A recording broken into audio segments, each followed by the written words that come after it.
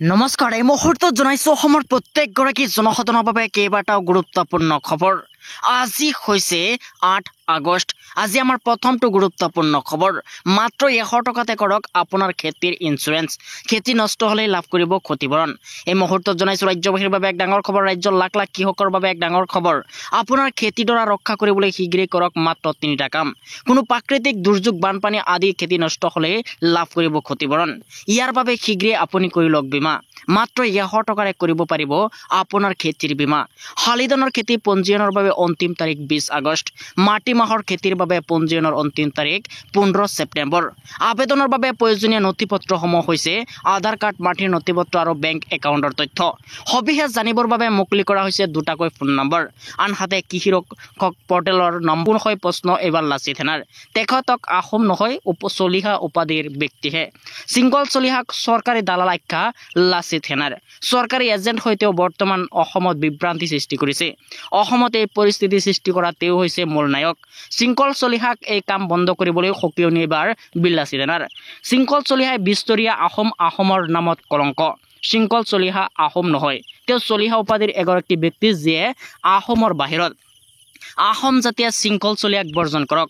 এই মুহূৰ্তত জনাইছো আমাৰ 3য় নম্বৰ খবৰটোলৈ। আমাৰ 3য় নম্বৰ খবৰটো আছে ডাঙৰ খবৰ। বিধিহীন ন্যায়কৰণত অন্ত হ'ব হিন্দু বাংলাদেশীৰ গোচৰ। দল সংগঠনৰ গৰ্জন। অসমত অবৈধ বিধিৰ সমস্যাৰ সমাধান অসম চুক্তিৰ আধাৰত হ'ব লাগিব। এই মুহূৰ্তত জনাইছো আমাৰ 3 নম্বৰ খবৰটোলৈ। বিধিহীন ন্যায়কৰণত অন্ত হ'ব হিন্দু বাংলাদেশীৰ গোচৰ।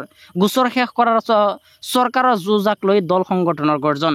হিন্দু বাংলাদেশীৰ গোচৰ নাথাকিব বিধিহীন ন্যায়কৰণত। বিধিহীন ন্যায়কৰণত থকা সকলো গোচৰ প্ৰত্যাহাৰ কৰাৰ সিদ্ধান্ত এইবাৰ। বাংলাদেশী হ'লে হিন্দু, বৌদ্ধ, খ্ৰীষ্টান শিখসকলে পাব এইবাৰ নাগৰিকত্ব। কাৰ অধিনিয়মৰ ভিত্তিত এই সিদ্ধান্ত ল'ব অসম চৰকাৰে।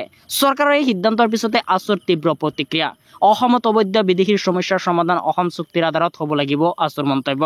সদৌ অসম ছাত্ৰ সন্থাই অবৈধ হিন্দু বাংলাদেশীৰ গোচৰ প্ৰত্যাহাৰ তীব্ৰ বিৰোধিতা কৰিছে। ইফালে সমগ্ৰ অসম জুৰি ইয়াৰ বিৰুদ্ধে তীব্ৰ প্ৰতিবাদ কৰি তোলা হ'ব।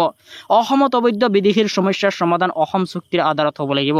1971 চনৰ 24 মাৰ্চৰ পূৰ্বে অহা হিন্দু মুছলমান অসমত থাকিব। ইয়াৰ পিছত অহা কোনো লোক অসমত থাকিব নোৱাৰিব। অসমক বিদেশীৰ চৰণীয়া পথাৰ কৰিবলৈ কোনো কাৰণতে দিয়া নহ'ব বুলি মন্তব্য। এই মুহূৰ্তত জনাইছো আমাৰ 4 নম্বৰ খবৰটোলৈ। আমাৰ 4 নম্বৰ খবৰটো আছে ডাঙৰ খবৰ। মুকলি কৰা হৈছে হোৱাটছআপ নাম্বাৰ।